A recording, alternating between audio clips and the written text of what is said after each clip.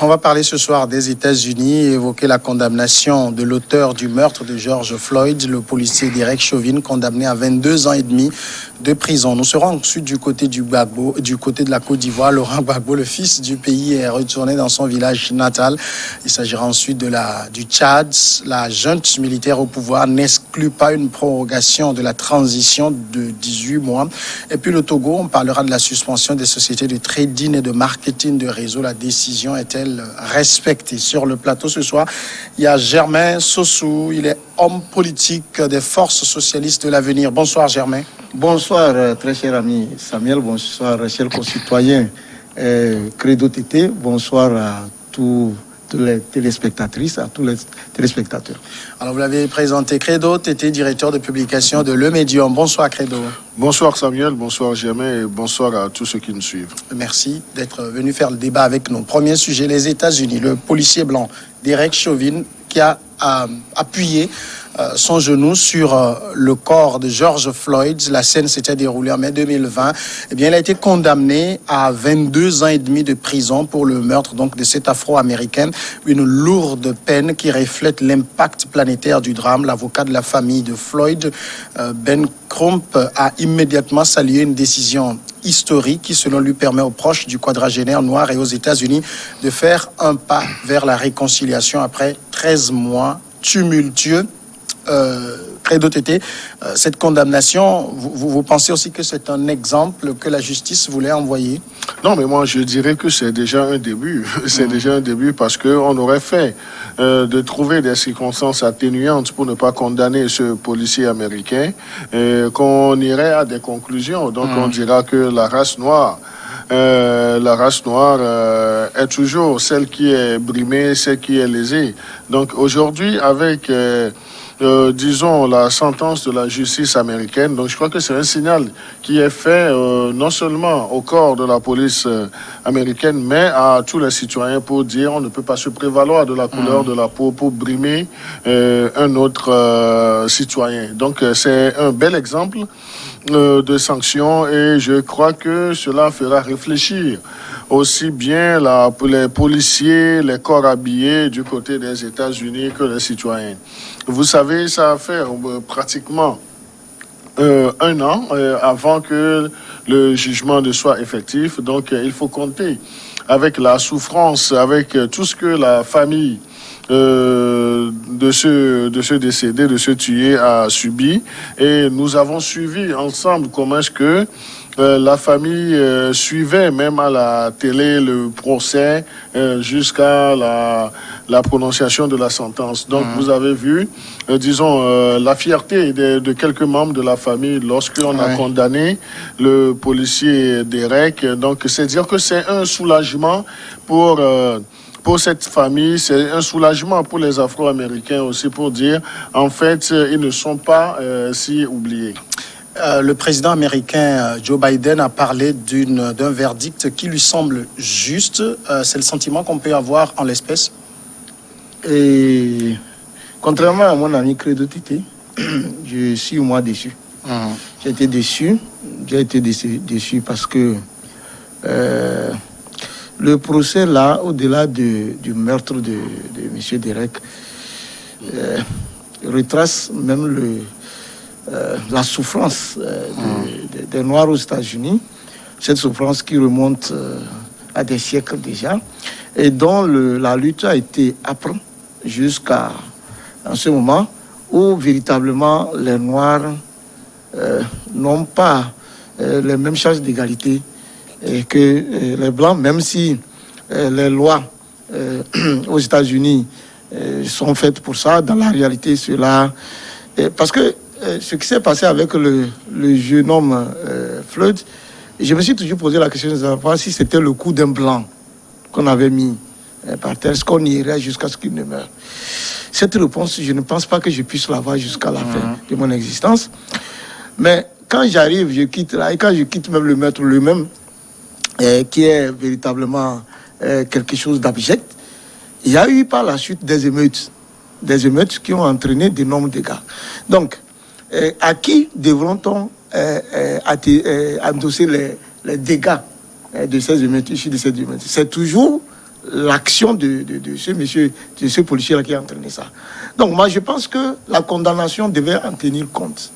Et plus loin, le monsieur a été condamné. Finalement, on dit qu'on l'a condamné à 22 ans et demi. Mais je crois que si jamais il faisait 10 ou 15 ans, il pouvait être libéré. Oui. Donc, et puis, il n'est pas sûr parce que son avocat aussi va se battre. Bon voilà, parce que moi, ce qui m'aurait réjoui, c'est la condamnation à perpétuité. Parce que le monsieur, vous avez fait, il a fait partie un être humain.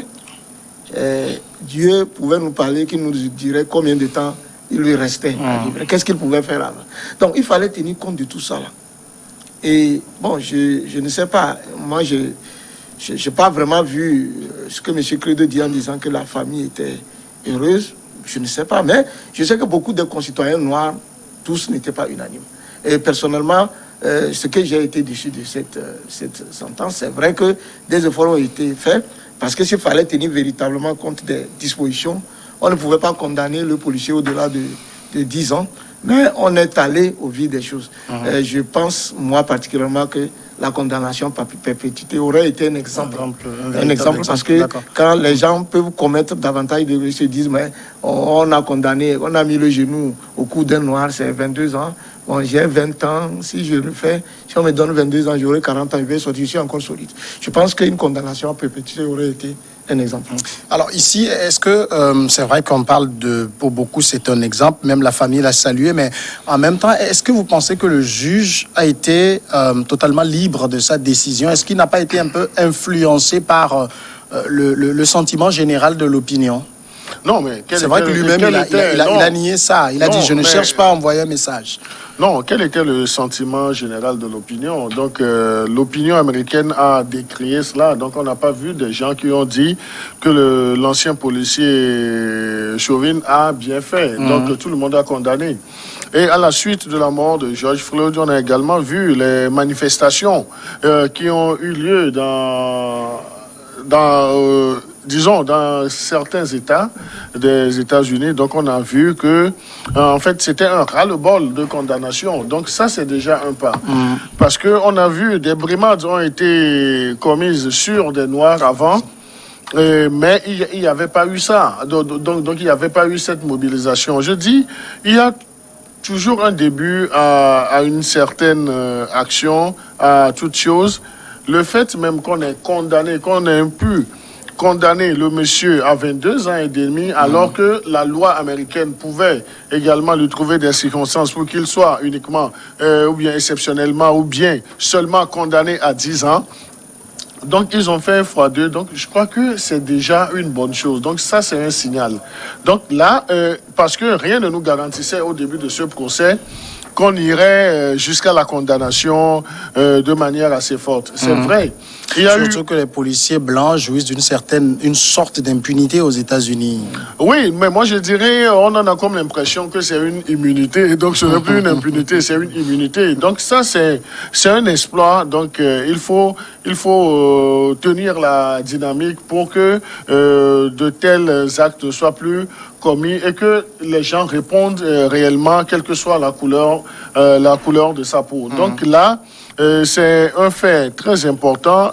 Monsieur Sossou a dit qu'il aurait voulu que ça soit une condamnation à perpétuité, mais les juges apprécient par rapport aux éléments du dossier. Donc on ne sait pas les efforts qui ont été fournis par la défense, mais le fait même qu'on soit arrivé à une condamnation, c'est déjà bon. Et le nombre d'années de condamnation, c'est déjà bon. C'est vrai également que la législation américaine prévoit pour cause de bonne conduite qu'on fasse des remises de peine. Mais l'histoire retiendra que ce policier, Derek Chauvin, donc, ne pavane plus librement dans les États des États-Unis. Non seulement il n'est plus de la police, mais il va passer 22 ans et demi en prison. Donc ça, c'est déjà un signal. Et cela va décourager des actes de ce genre, c'est-à-dire de ces actions néfastes sur la race noire. Et c'est l'occasion également pour la race noire, pour la race afro-américaine d'être beaucoup plus vigilante, de faire dans la dénonciation de toute infime brimade pour que leurs droits soient vraiment respectés. À partir de ce malheur, on peut faire un plein plaidoyer pour avoir un changement même de statut, de considération dans la société. Je ne dis pas que c'est le maximum qu'on lui a fait, qu'on lui a accordé comme peine, mais c'est déjà bon. Donc, ce n'est qu'un premier pas. Alors, il y a l'avocat d'Eric Chauvin, c'est vrai que c'est lui qui a tué, mais vous savez que tous les plus grands criminels ont eu droit à des avocats. Eric Nelson, pour lui, il a dit que le policier s'est contenté de suivre la procédure et que la mort de George Floyd était due à des problèmes de santé combinés à de l'injection de la drogue. C'est vrai que le jury n'a pas été convaincu. Ils ont mis moins de 10 heures pour décider du sort d'Eric Chauvin. Mais en même temps, ça pose plusieurs questions. Cette façon d'interpeller les gens fait partie des procédures de la police aux États-Unis. Non, c'est-à-dire que ça, c'est là où vous voyez l'hypocrisie. Effectivement, vous venez de rappeler que l'avocat de la défense, lui son rôle, c'est dans la mesure du possible, c'est de disculper même le coupable dans la mesure du possible. Vous savez, c'est un fait qui est à la connaissance de tout le monde. Quand on dit, bon, vous avez des méthodes d'interpellation, mais vous interpellez quelqu'un qui vous dit, puisque le film est encore là, tout le monde peut consulter, qui vous dit je suis malade. Qui vous dit je suis malade. Je ne peux pas respirer. Qui crie je ne peux pas respirer. Mais vous maintenez, hein, et puis c'est pas qu'il a mis son genou sur, je sais pas, son dos, il l'a mis à des endroits où on ne pouvait pas respirer. Malgré ça, la personne fait l'effort, dit je ne respire pas. Non seulement la personne parle, il y avait des témoins qui criaient, il ne respire plus. Ça, c'est plus qu'un meurtre. Ça, c'est prémédité. C'est prémédité. Et aujourd'hui, si on vous demande pourquoi, d'ailleurs, je me demande si les gens cherchent à savoir pourquoi il a été interpellé. La question, c'est pourquoi on l'interpelle. Pourquoi on l'interpelle. Et quand on dit qu'il aurait acheté quelque chose dans un magasin, il aurait payé avec un faux billet. Un faux billet. Voilà. Bon. Si vous voulez interpeller quelqu'un pour l'amener, soit vous le mettez dans les menottes, vous voulez mettre les menottes en même temps, mais qui vous dit je suis malade, à partir du moment où quelqu'un déclare que je suis malade, mais c'est au-delà de ce qu'il a fait. Donc vous amenez la personne en prison pour que la personne change, non pour la tuer. Donc moi j'estime que c'est pas la première fois, nous venons donc de le dire, M. Credo l'a reconnu, les Noirs ont été toujours objets de brimade aux États-Unis. Vous savez, pour le cas de Floyd, c'est parce que nous avons eu la chance que cela a été filmé. Si ça n'avait pas été filmé, ça aurait passé sous silence également. Donc, pour moi, je dis et je répète, peut-être beaucoup de personnes ne me comprendraient pas. Je ne me satisfais pas de cette condamnation-là. J'estime que les Noirs ont trop souffert depuis des siècles. Jusqu'à cette période, si vous êtes des autorités, vous voulez protéger les gens, il faut prendre des décisions fermes. Et moi, je pense bien que si l'avocat, la partie civile pouvait faire même appel de cette condamnation, s'il y a possibilité. Il faut refaire en sorte que la peine soit davantage et qu'elle arrive à la perpétuité. Il faut que M. Derek ne retourne. Quand Credo me dit il ne se balade pas, il ne se pavane pas, mais qu'il est en prison, mais je ne sais pas s'il a oublié que Floyd, lui, non seulement il ne se balade pas, il ne peut même pas être en prison, il est sous terre, il n'y a jamais. C'est pas comparable. C'est pas comparable à part de ce test-là. Donc je ne vois pas ce qu'on peut mettre dans la balance. Je dis et je répète que pour un concitoyen qui se bat pour les droits de l'homme, je suis convaincu que ce qui s'est passé était d'une grave abjectivité qu'il fallait condamner à perpétuité. Franchement, je crois que mon cher ami Sossou ne m'a pas bien compris. Nous ne disons pas, nous n'avons pas encouragé ce meurtre sur ce plateau, mais nous disons, nous en tenons aux faits. Qu'est-ce qui s'est passé avant? Donc, on nous a raconté que c'est une interpellation pour l'objet qu'il a décrit. Maintenant, est-ce que c'est proportionnel par rapport... Est-ce que cette forme d'interpellation est proportionnelle par rapport à l'acte qu'aurait commis M. George Floyd? Donc, on dirait que l'arrestation a été non seulement musclée, mais c'est barbare. Parce que ça n'a pas considéré la personne humaine. Maintenant, on parle de la condamnation. C'est déjà un fait, c'est déjà un succès que de voir ce policier américain être condamné. Parce que vous savez, si c'est pas qu'il y avait eu toute cette mobilisation, l'image n'a pas été filmée, peut-être qu'on tenterait de minimiser cela parce que ça ne serait pas aux yeux du monde entier. Maintenant, ce que nous disons, on aurait voulu que ça soit plus corsé. Mais également, ce n'est pas une sentence qui a été vraiment amenuisée. La sentence n'a pas été amenuisée. Le condamné à 22 ans et demi d'emprisonnement, ça c'est déjà un exploit. Donc là, c'est là où cette condamnation va servir d'exemple. Donc ça, c'est pour le futur. Donc c'est là où nous disons que il y a eu des exactions sur les Noirs américains dans ce pays où ça n'a même pas fait mouche. Donc les gens ont crié, ont beau crier, mais n'ont pas eu d'oreille attentive de la part de la justice américaine. Mais pour ce faire, ça a lancé un processus. Et nous savons, moi je suis optimiste, que la condamnation de Derek Chauvin va dissuader d'autres prétendants à cette manière d'agir sur la race noire. Donc ça, c'est déjà un pas. Oui, justement, est-ce que ça change véritablement quelque chose dans le sort que les Noirs vivent aux mains de policiers blancs? Parce qu'après les émeutes qui ont suivi le meurtre de George Floyd, on a vu également d'autres affaires se succéder. On a l'impression que la police blanche américaine a ça dans le sang. Oui, il nous en souvient également que lorsque ce meurtre a été commis, on en a vu dans l'état où ça a été commis. Donc on a vu comment les populations ou bien la race noire s'était exprimée et ce que la police locale a eu comme effet. Donc c'est comme s'ils ont lancé une balle de tennis. Donc ça leur est revenu à la figure. Donc là, je dis avec ça, moi je me réjouis déjà de sa condamnation et de la lourde peine. Donc on aurait voulu, parce que nous avons perdu un des nôtres qui est sous terre. Donc on aurait voulu, dans le parallélisme des formes, que lui aussi soit sous terre, ou bien qu'il n'ait plus la chance de se pavaner. Donc là, dans ce cas d'espèce aussi, on pourrait assister à une autre situation. Donc nous allons décrier cela, nous allons parler dans tous les sens, mais si les Américains, si la race blanche voulait protéger ce policier, cet ancien policier américain, il l'aurait fait. Donc qu'est-ce qu'on aura à dire? Donc nous allons crier dans tous les sens, mais ce policier serait vraiment protégé. Mais ce n'est pas le cas. Une fois qu'ils ont essayé de donner, une correction à ce policier blanc, donc je crois que nous devons encourager cela et prendre cela maintenant pour dissuader d'autres intentions de ce genre.